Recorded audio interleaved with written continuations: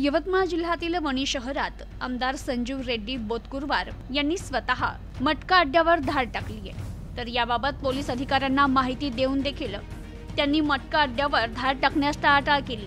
वणी शहरासह तालुक्यात मोठ्या प्रमाणात अवैध धंदे वाढलेत। मटका जुगार खुलेआम सुरू आहे, मात्र याकडे पोलिसांचं जाणीवपूर्वक दुर्लक्ष होत आहे, असा आरोप भाजप आमदार संजीव रेड्डी बोतकुरवार यांनी केला।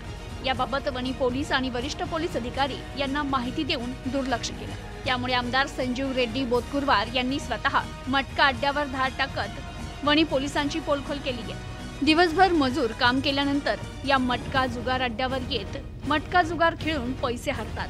त्यामुळे अनेकांचं कुटुंब उघड्यावर येत आहे। तर आता येथील मटका जुगार केव्हा बंद होणार असा प्रश्न उपस्थित होतोय। प्रतिनिधी अजित महिंद्रे, न्यूज टुडे 24, वणी, यवतमाळ।